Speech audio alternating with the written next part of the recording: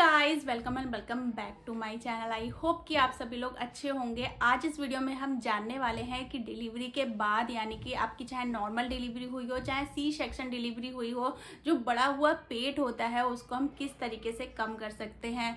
During pregnancy जब baby हमारे पेट में होता है, यूट्रस में होता है, तो हमारा जो यूट्रस है पूरी तरीके से स्ट्रेच हो जाता है और वो जो सिकुड़ने में थोड़ा सा टाइम लेता है, इसलिए लगभग 2-3 महीने तक तो आपका पेट जो है वो दिखाई देता है।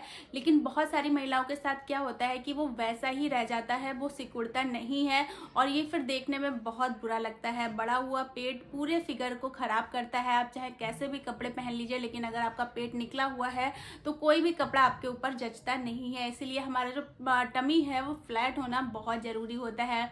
बहुत सारे लोग के मन में ये मिथ रहता है कि प्रेगनेंसी के बाद, डिलीवरी के बाद हमारा टमी नहीं सही होता है, वैसा ही रहता है, निकल ही आता है।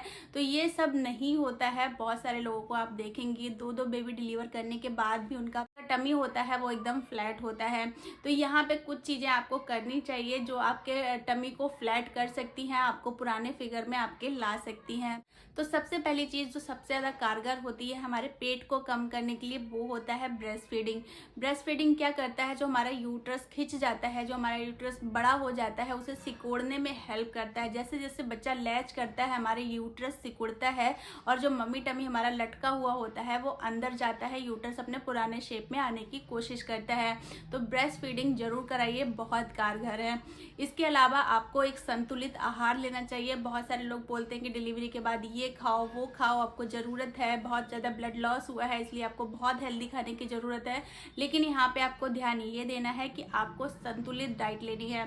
बहुत ज़्यादा फैट वाली चीज़ें ना लें, जैसे कि बहुत ज़्यादा घी ना खाएं, बहुत ज़्यादा ऑयली फूड ना खाएं, इस तरीके की चीज़ें ना खाएं। संतुलित आहार लें, कोशिश करें कि ज़्यादा से ज़्यादा प्रोटीन आपके में रहे और कैलोरीज कम रहे। क्योंकि आप ब्रेस्ट फीडिंग करा रही हैं तो डाइट अभी आप बिल्कुल भी ना करें। लगभग जब तक बच्चा आपका 6 मंथ का हो जाता है डाइट नहीं करें। इसके अलावा आपको करना क्या चाहिए, आपको रेगुलर वॉक करनी चाहिए। जब भी आप अच्छा फील करने लग जाएं, चाहे 40 डेज़ के बाद, जो हमारी डिलीवरी के बाद 40 डेज़ रहते हैं, उनमें आप अच्छे से रेस्ट करिए, लेकिन हल्का फुल्का आप चलते रहिए। यहाँ से वहाँ जो आप घर में चलते हैं वो चलते रहिए। अगर आप बाहर वॉक के लिए जा सकते हैं या अपने ऊपर छत पे वॉक के लिए जा सकते हैं तो ज़रूर से वॉक करिए। 30 मिनट आपको वॉक करनी चाहिए। इसके अलावा जो एक्सरसाइज होती हैं फ्लैट टमी के लिए, हल्के फुल्के आप एक्सरसाइज भी कर सकती हैं, वो भी आपकी बहुत हेल्प करती हैं मम्मी टमी को कम करने के लिए। बहुत सारी होती है, जैसे प्लैंक कर सकते हैं आप अपने बेड पे बैठ के, कभी भी प्लैंक कर सकते हैं। प्लैंक बहुत ही आसान है, जो पेट हमारा बड़ा हुआ होता है उसको अंदर करने के लिए बहुत हेल्प करता है। प्रॉपर स्लीप लेनी चाहिए, क्योंकि हमारे साथ छोटा बेबी होता है तो हमें नींद की बहुत ज़्यादा दिक्कत होती है। नींद कम होती है तो हमारा स्ट्रेस बढ़ता है, तो हमारे हार्मोन जो होते हैं वो डिसबैलेंस होते हैं और वो एक कारण बनते हैं हमारे फैट जमा होने का। तो यहाँ पे आपको क्या करना है, आपको अच्छी स्लीप लेनी है। जब भी आपका बेबी सो रहा है तब आपको सोना है। अगर आपके घर में कुछ हेल्प करने के लिए लोग हैं तो उनको बेबी दे दीजिए। आप जब भी नींद का मौका मिले आप नींद लीजिए, जिससे कि जो आपका मम्मी टमी है वो कम होगा। और आपको स्ट्रेस भी बिल्कुल नहीं लेना है। अगर आप स्ट्रेस लेती हैं तो हार्मोन डिसबैलेंस होते हैं, जिससे हमारा पेट निकलता है या हमारे फैट बढ़ता है बॉडी में। इसके अलावा जब भी आपकी नॉर्मल डिलीवरी हुई है चाहे सी सेक्शन डिलीवरी हुई है, आपको अपने पेट को रैप करना है, आपको अपने पेट को बांधना है। जो पेट बांधने के लिए बेल्ट आती है उसका यूज़ भी आप कर सकती हैं। पेट को किस तरीके से बांधना है सी सेक्शन के बाद, नॉर्मल डिलीवरी के बाद, बहुत सारी चीज़ें मैंने डिटेल वीडियो एक शेयर किया हुआ है।